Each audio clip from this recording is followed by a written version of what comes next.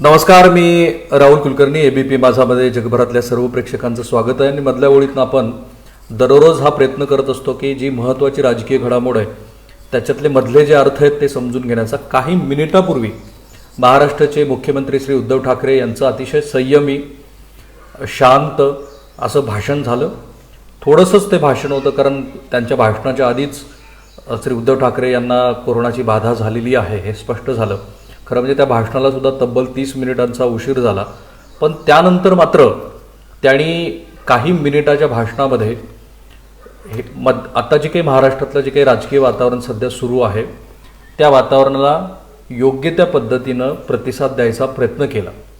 आता याला काही जण असं म्हणतील की ही त्यांची जी भाषा आहे ती वास्तविकतेची जाणीव आहे, कारण ते स्वतःच म्हणाले की लोकशाहीमध्ये आकडे महत्त्वाचे असतात आणि आकडे पाहता कोण कोणाला मतदान करता आहे याच्यापेक्षा माझ्या विरोधात कोणीतरी मतदान केलं आहे याचं मला दुःख होईल. म्हणजे दिसतंच आहे आपल्याला की ज्या पद्धतीची बंडाळी शिवसेनेमध्ये झालेली आहे, आकडे श्री एकनाथ शिंदे यांच्याकडे दिसते आहेत, तर त्याचं एक रिअलायझेशन आहे असं कोणीतरी म्हणेल किंवा तसं या भाषणाचा अर्थसुद्धा काही जणाला तसा काढावा असं वाटेल. त्याच्यातही काही वावगं नाही आहे. पण श्री उद्धव ठाकरे यांनी त्यांचं जे भाषण होतं, कारण ते एक म्हणजे भावनिक भाषण करण्यासाठी ओळखले जातात. जो मुद्दा सांगायचा आहे तो शांतपणे सांगतात आणि कोविड काळामध्ये म्हणूनच त्यांचा जो चेहरा आहे तो आपल्याला सगळ्याला आश्वासक वाटला होता.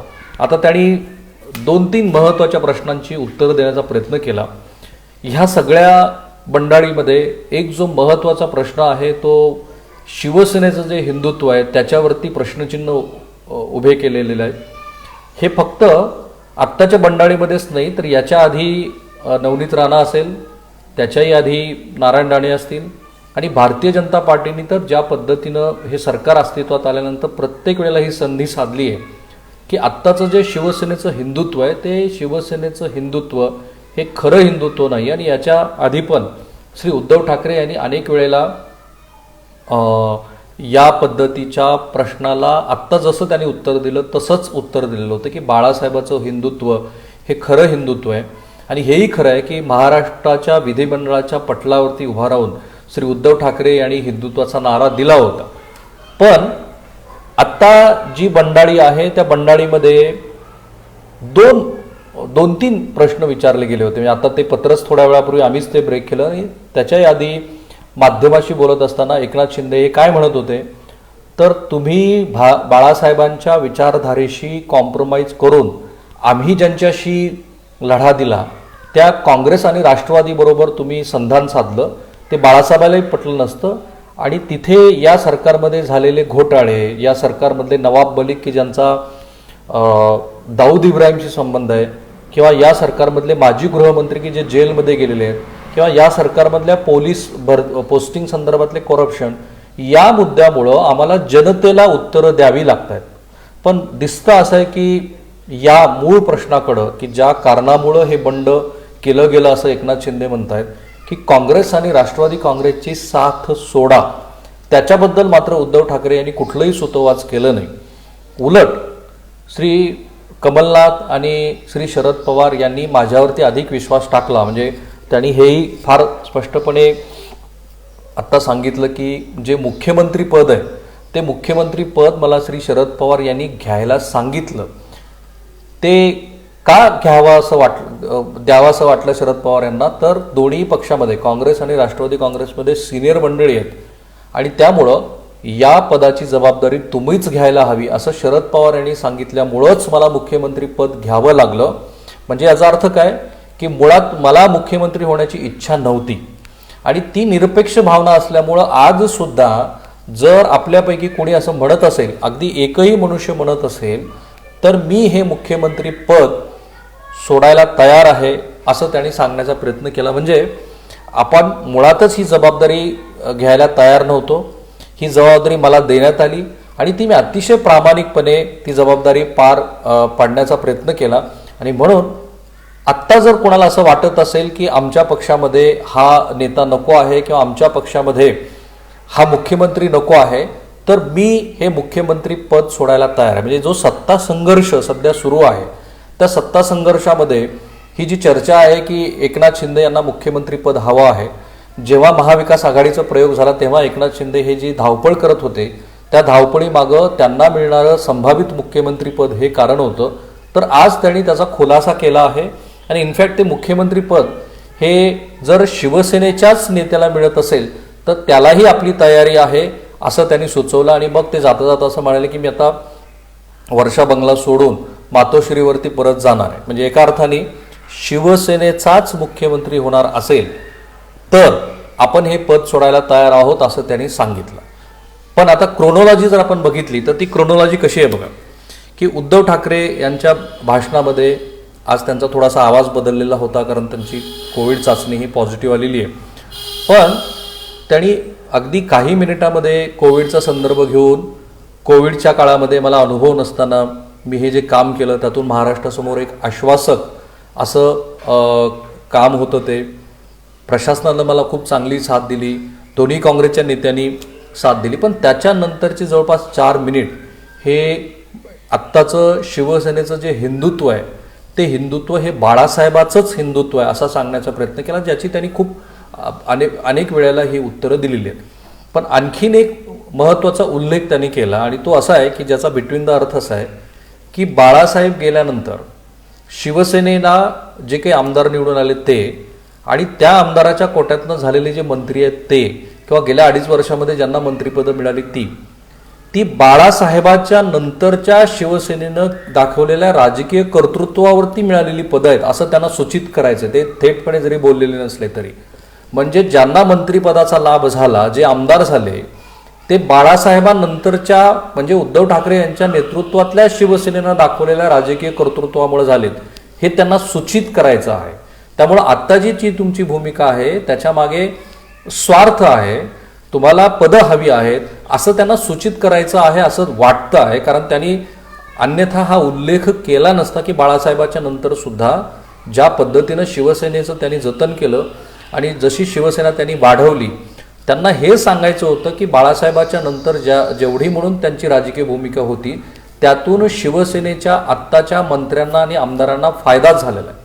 त्यामुळे अतिशय शांत आणि संयमी असं त्यांचं जे उत्तर होतं त्या उत्तरातून त्यांनी हिंदुत्वाच्या मुद्द्याचा जो पूर्वीच अनेक वेळेला त्यांनी दिलेले उत्तर आहेत त्याप्रमाणे प्रतिवाद करायचा प्रयत्न केला आणि हेही सांगितलं की आता तुम्हाला जे काही हवं आहे त्याच्यामागं 2 कारणं आहेत. एक तर मुख्यमंत्री पद आहे आणि मुख्यमंत्री पद ते तुम्हाला हवं आहे असं डायरेक्टली न म्हणता जर तुम्हाला मी नको असेल तर मी पक्षप्रमुख पद पण सोडायला तयार. म्हणजे तुम्हाला आठवत असेल तर शिवसेनेत बाळासाहेब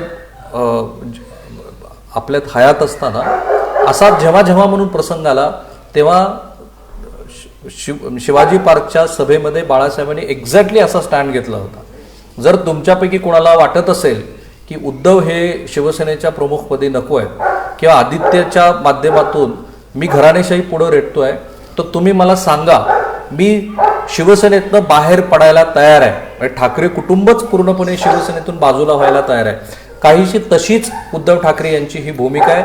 आपल्या स्मृतीपटलावरती थोडासा जोर द्या आणि तुमच्या लक्षात येईल की अशी भूमिका यापूर्वी बाळासाहेब ठाकरे यांनी मांडली होती, तशी थोडीशी ती भूमिका आहे. पण संपूर्ण भाषणाचा सार असा आहे की मला जुन्या मित्रांनी साथ दिली नाही, पण हे जे नवे मित्र झालेले आहेत काँग्रेस आणि राष्ट्रवादी काँग्रेस यांच्या नेतृत्वानंच मला मुख्यमंत्री पदावरती बसवलं, त्यांनी साथ दिली आणि आत्तासुद्धा ते ज्या पद्धतीचं माझ्याशी त्यांचं वर्तन आहे ते वर्तन पाहता त्यांना काँग्रेस आणि राष्ट्रवादी काँग्रेसची साथ आपण सोडावी असं वाटत नाही. इनफॅक्ट तसं नसतं तर मग कमलनाथ यांच्याशी आपला संवाद झाला, श्री शरद पवार यांच्याशी संवाद झाला, आजही मंत्रिमंडळातल्या सहकार्याने सांगितलं की आम्ही तुमच्याबरोबर आहोत, हे त्यांनी सांगितलं नसतं. एका प्रकारे ही भावनिक साथ घालत असताना एक दबाव त्यांनी आता ज्यांनी बंड केलेला आहे अशा मंडळीवरती वाढवला आहे की मी तुम्हाला भावनिक साथ घालतोय, तुम्ही तुमचा निर्णय तुम्ही ठरवा, पण मला कुठल्याही पदाच्या लोभासाठी मी या गोष्टीला किंवा या खुर्चीला चिटकून राहणार नाही. आणि मग त्यांनी ते जे काही त्यांचं म्हणणं होतं की मी वर्षा सोडून जातोय, मला मुख्यमंत्री पद नको आहे, असं ते या गटावरती आता दबाव वाढवण्यासाठी त्यांनी म्हटलं.